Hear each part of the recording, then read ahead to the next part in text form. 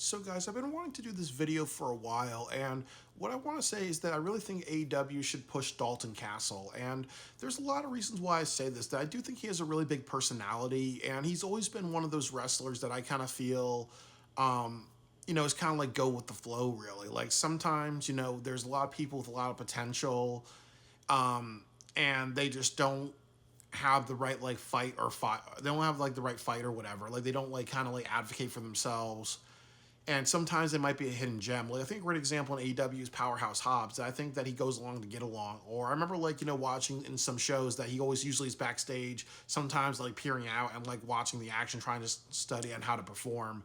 But a lot of I've also heard some people say, he's too much of a nice guy. That's one of the reasons why it's hard for him to get a real push. But then there's people like Dalton Castle, maybe in the same boat. Another great example is Brock Lesnar. That I think that they had a bunch of bad ideas for him and creative. They want him to be a Viking or a gladiator, and or a Russian. I think that was one of the ideas. And then Paul Heyman heard it. Then he knew Brock Lesnar was upset, and then they kind of talked to Vince, and then they changed Brock Lesnar to the ass kicker type of person, really, and all the rest is history. So there are some people that just need others to kind of be like, you know what, I have some pull, or you know what, I see something in you. I need to kind of advocate for you because it makes the whole business better. Like look at how much better professional wrestling is with Brock Lesnar and all the moments that you have with him versus if he kind of was a Russian character, he was kind of a joke, and then they got rid of him in like 6 months, really. So sometimes you gotta just make your case with people. And I think with Dalton Castle, I also just like that Mardi Gras Zoolander inspired gimmick because I know it's a bit androgynous, so it does kind of help break the stereotypes that people can be into something that people associate with gay culture and not be gay, because there's still people who are like that. Oh well, you know what, you like I like Strom Mikel Basquiat. I also like John Schlesinger, the director, James Baldwin, the writer, because they're all gay people. It doesn't make me gay. Francis Bacon was gay. Doesn't make me gay for liking that.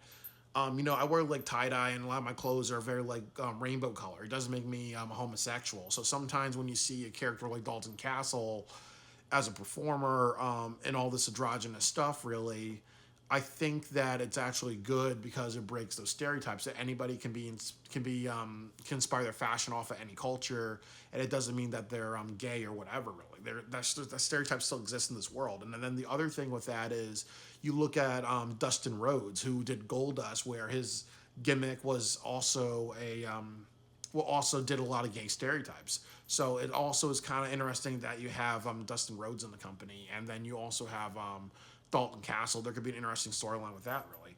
I also think that if you did something like you're trying to make, I think they're trying to do the acclaimed with MJF, and you try and put him in a trios thing or whatever, or you do something with Roderick Strong and Adam Cole versus Dalton Castle and the boys. That would be an interesting match.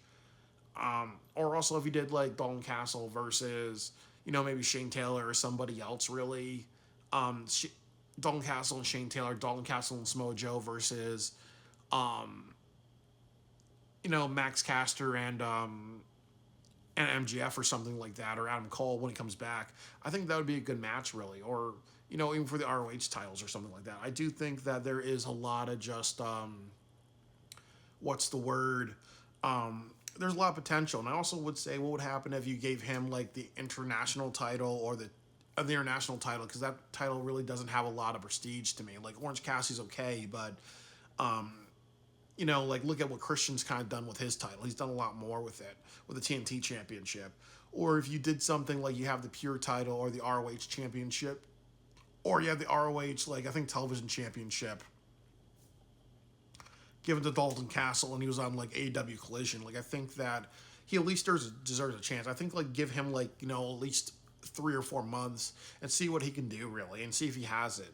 And then I also felt bad that you had that battle royale with like I think it's like the $50,000 battle royale for Chicago, that a lot of people were cheering for Dalton Castle, but obviously Hangman Adam Page wins. So again, it's bad because it's also saying same old shit. Really, no surprises. Just one of the elite's friends actually wins. So I do think that Dalton Castle deserves it. I think he's very talented. I think he's very passionate. I think that he's very and his gimmick is a very outspoken person. I think that would work for AEW television. So, Tony Khan, can you please give Dalton Castle a chance?